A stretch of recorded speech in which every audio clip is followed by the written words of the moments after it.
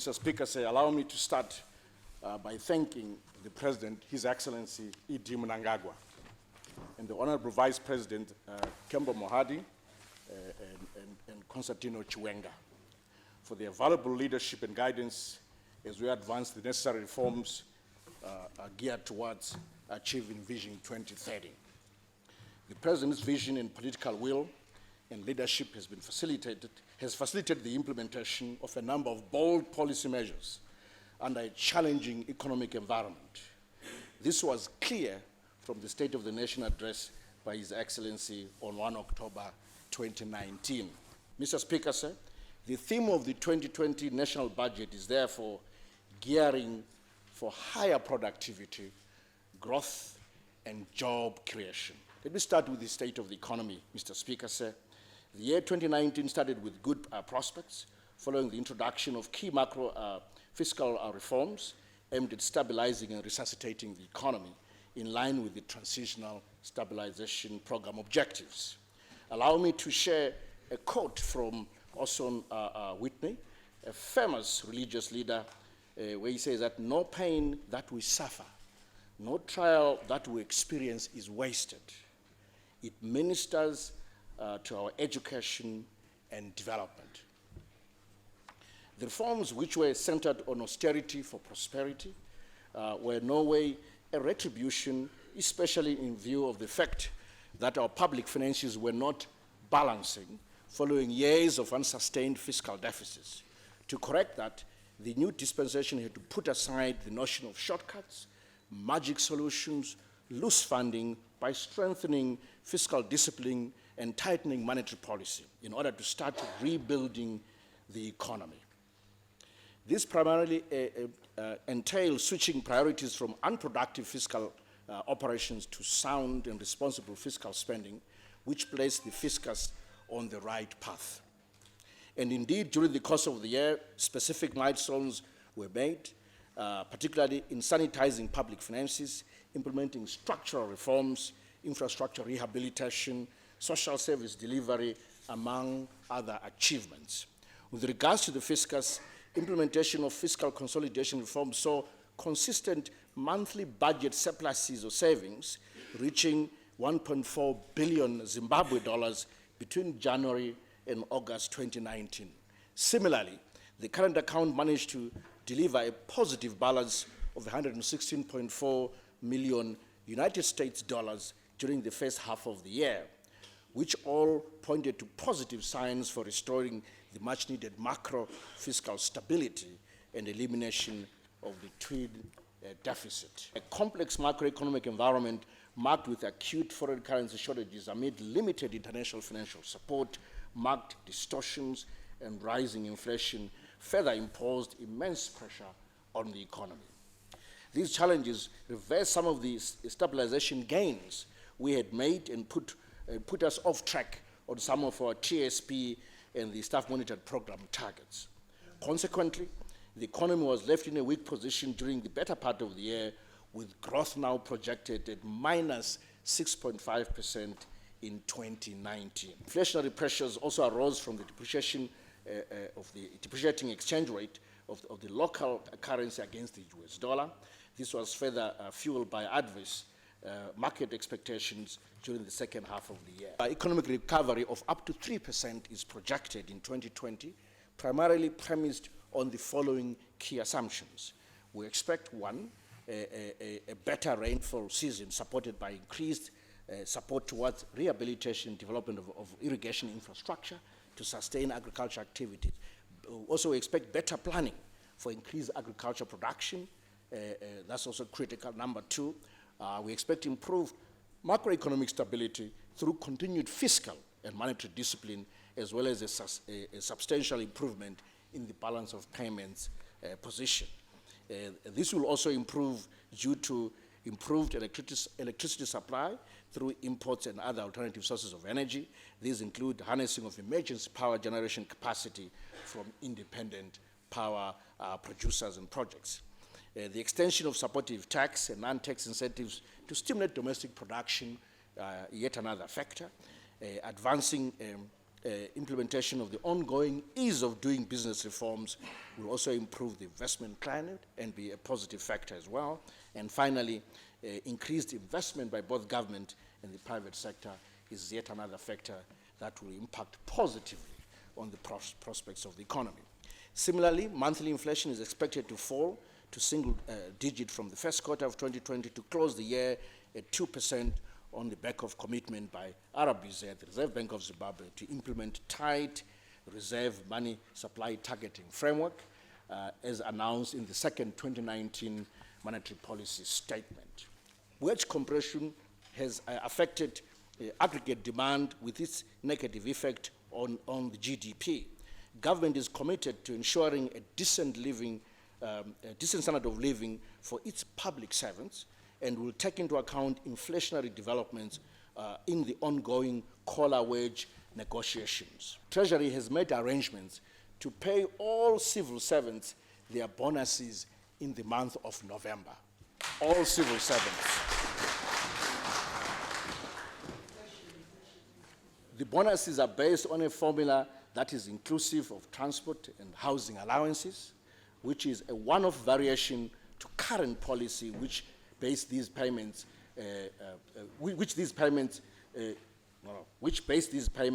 to basic salary only. This was designed to bring relief to public servants in light of the erosion of disposable incomes under the current high inflationary environment. The 2019 budget availed 70.4 million as seed money for the establishment of the Public Service Pension Fund to facilitate movement from the pay-as-you-go to a defined contribution plan. A further 289.5 million is proposed in the 2020 budget towards the initiative. Government has already instituted new pricing frameworks for fuel and electricity that adequately reflect costs, including those resulting from changes in import prices and exchange rate fluctuations. The pricing framework for fuel also ensures that the pump prices remain comparable with those charged in neighboring countries, so as to remove arbitrage opportunities arising from illicit fuel exports. Mr. Speaker, government will, with effect from January 2020, remove the existing grain marketing subsidies for maize and wheat that were being provided to grain millers through the Grain Marketing Board, GMB. The intervention will see GMB selling wheat and maize at market prices, with grain millers having an option to either import or purchase grain from GMB.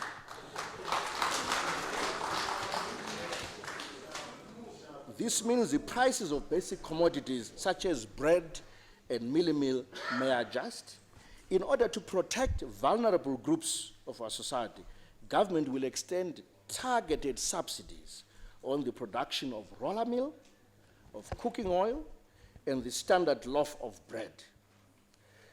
A reimbursement system will be implemented in order to extend the subsidy to the producers of roller meal, cooking oil, and standard bread through tax set-off arrangements, where possible, and voucher schemes for the vulnerable. To cushion the commuting public against the rising cost of transport, government will continue to subsidize bus transport system as well as capacitate ZUPCO to provide an efficient public transport system. In this regard, ZUPCO will be facilitated to purchase more reliable conventional buses. In line with our Smart Agricultural Trust, which seeks to promote productivity and sustainable financing, government reiterates the policy position of financing commercial agriculture, including command agriculture, from being government-led to bank-led, with government providing guarantees to banks and from time to time providing liquidity as well. In the same vein, resolution of the bankability of the 99-year leases will gradually remove the necessity of government guarantees and boost productivity in agriculture. The stabilization reforms, which started in the last quarter of 2018, lay a firm foundation for enhancing productivity for sustainable, inclusive economic growth. The thrust for 2020 is centered on ramping up productivity in agriculture, manufacturing, mining, services sectors to create jobs and reduce imports. For agriculture, Embracing climate-smart agriculture will improve prospects for agricultural sector, which is projected to grow by at least 5% in 2020.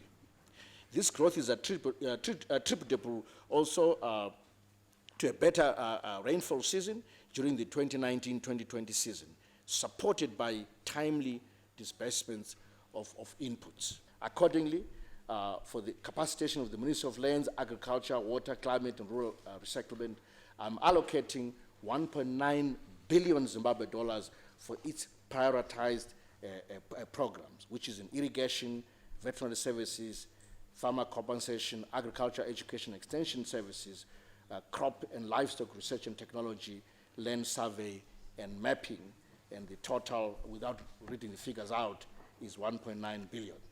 There are greater chances that the 2019 season will be maybe not so good, but it's still promising. Such developments will, if they materialize, may escalate government expenditures on grain importation, infrastructure rehabilitation, and disease control. Government is therefore creating a fiscal buffer to the tune of 165 million Zimbabwe dollars to cater for drought shocks, as well as targeting early warning systems. Other drought-proofing measures, such as investment in irrigation infrastructure, dam construction, and desalination, as well as research and extension services, adoption of drought-resistant varieties, which is traditional grains, will be put in place during the 2020 agriculture season. The government is concluding the evaluation exercise to facilitate the compensation of former commercial farmers. To date, approximately 768 former farm owners consented to the interim payment scheme, with over 500 farmers having been paid already. In 2019, a total of 68 million was availed towards former farm owners, and the 2020 budget is also targeted to set aside 380 million for interim compensation in line with the Constitution and the BIPAs, and we're also targeting the vulnerable and the elderly farmers. Realization of the $12 billion mining industry target by year 2023 will be advanced through the 2020 budget. Mr. Speaker says Zimbabwe is underexplored as a mineral-rich country, and we intend to deal with this. This will allow the ministry to acquire the relevant equipment such as computers, among others, and vehicles. The Minerals Marketing Corporation of Zimbabwe will be supported through a credit guarantee scheme to provide funding and support the non-gold sector.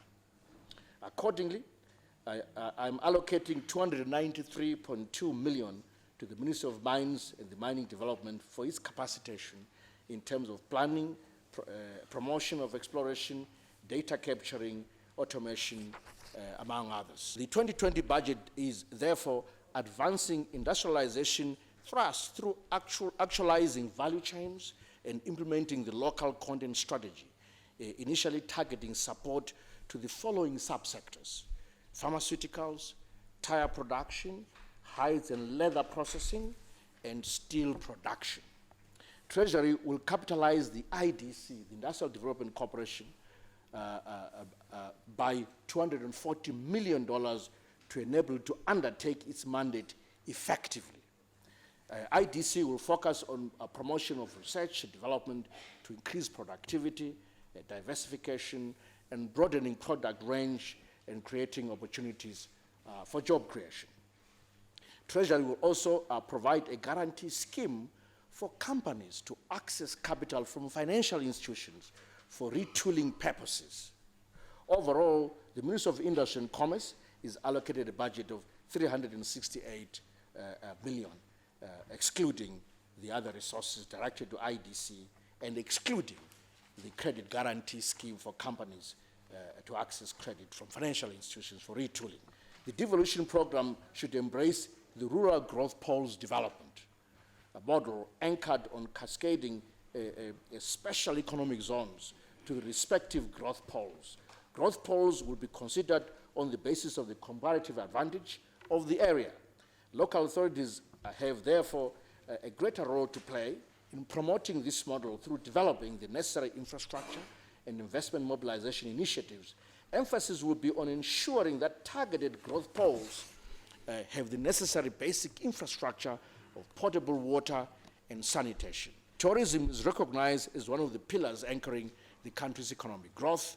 The sector has continued on a positive trajectory path, Mr. Speaker, as evidenced by tourist arrivals that grew from 1.8 million in 2013 to 2.5 million in 2018. It is expected that tourist arrivals will marginally increase to 2.7 million in 2019, irrespective of the fact that there's a tough macroeconomic environment. In order for the sector to achieve its set priorities, the 2020 budget is allocating 291 million to the Ministry of Environment, Climate Change, Tourism, and Hospitality industry. The National Housing Delivery Program seeks to address the country's housing backlog, estimated to be around 1.3 million, within the context of urban renewal or regeneration. This involves the modernization of old and dilapidated superstructures and the attendant infrastructural services such as sewer and water. This program has also immense opportunities for creating jobs and value addition, and I'm therefore providing 2.68 million towards it. Government has approved the concept of the new city being constructed on 18,000 hectares of land in Mount Hampden, with new Parliament building as the catalyst. A modern conference center will also be budgeted under the 2020 national budget. The youth are making an important contribution to economies as productive workers. Entrepreneurs, consumers, they are citizens, they are members of society, and they are agents of change. Taking advantage of this demographic dividend can also speed up the pace for inclusive economic development. In most cases, the full potential of young people is not realized owing to lack of access to productive and decent jobs. Mr. Speaker, I propose something called the Youth Employment Tax Incentive, YETI, YETI. Under the 2020 budget, a fiscal incentive is being introduced to support employers who generate jobs for our young job seekers. Any additional job created will attract a percentage tax rebate to the employer linked to the employee's salary.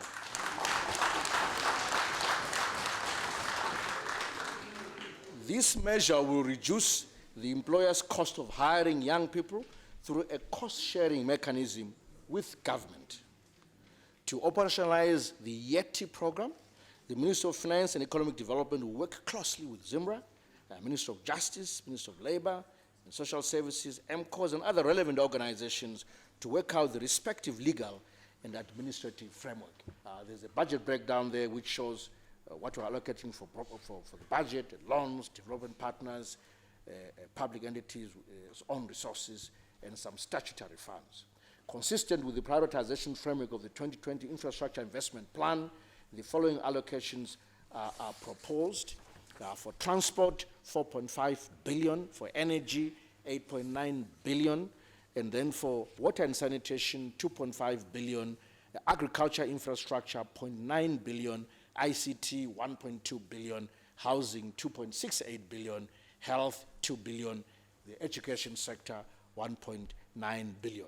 So this pertains to the budget allocations for infrastructure in these sectors. Government is rolling out the National E-Government Program in order to simplify communication between citizens and government, and the creation of an effective system for government departments to interact with each other. This also enables citizens to gain quicker access to government services and hence greater user satisfaction and substantial monetary savings. In this budget, in this regard, the 2020 budget has made a provision of 341.7 million for the above ICT programs under the relevant ministry. Government has since introduced the urban mass transport system, initially targeted at urban areas, which has also been extended to other parts of the country.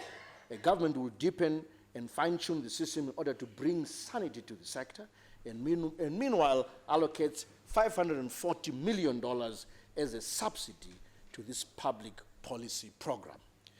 To consolidate our achievements in the health care sector, I am allocating $6.5 billion to that ministry for the sector to improve our lives and extend our lives.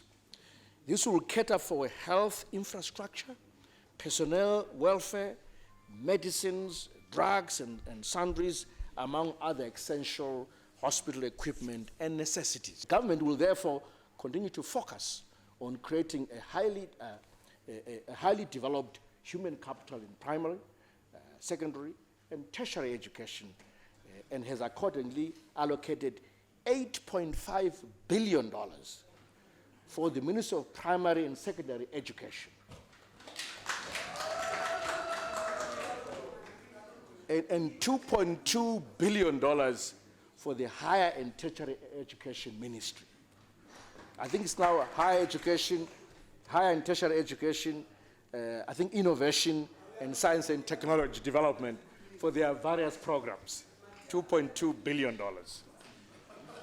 Under the 2020 budget, the major focus will be on completing and setting up of the first 6 innovation hubs and operationalizing them to ensure existing innovations in the different universities are developed into prototypes that will be industrialized at the industrial parks.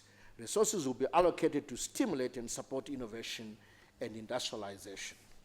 To strengthen social protection programs, the 2020 budget will support the following: food for work and income generating projects, $50 million. Harmonized social cash transfer, $500 million. Basic education assistance model, BEAM, $450 million. Management information systems, $10 million.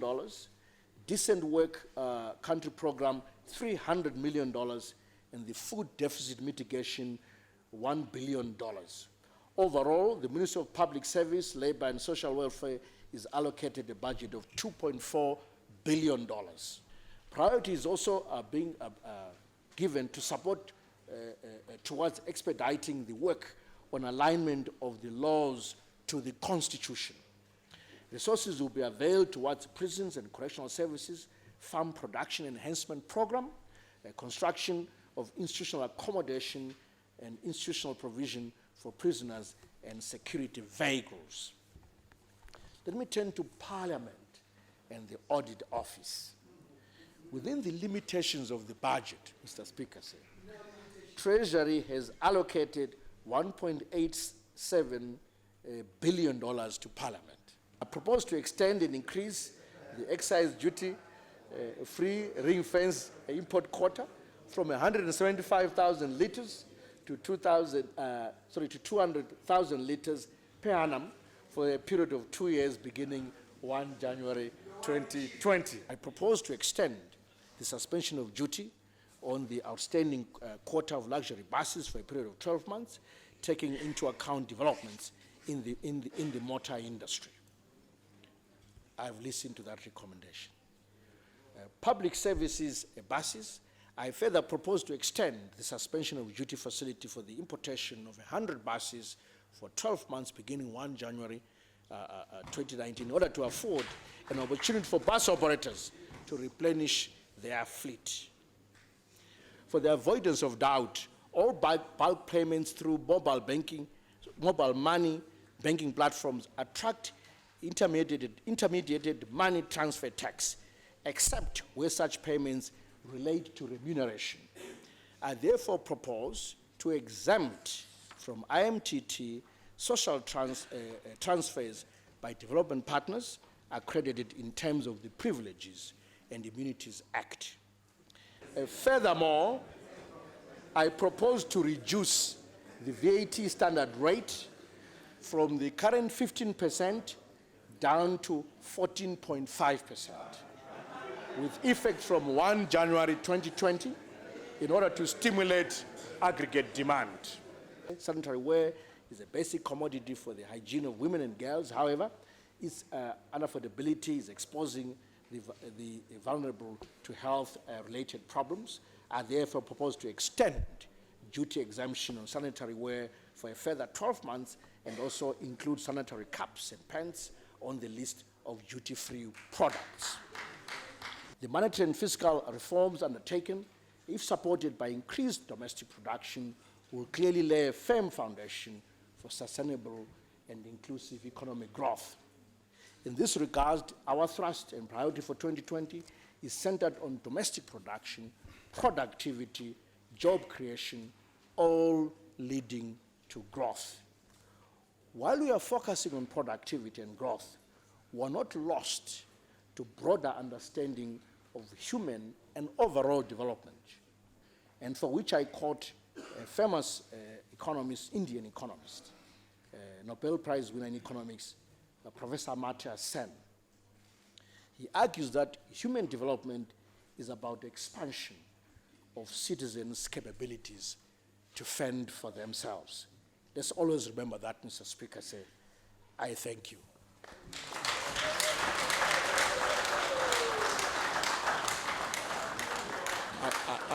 I now place the statement, the long version, and the bull book before Parliament, Mr. Speaker.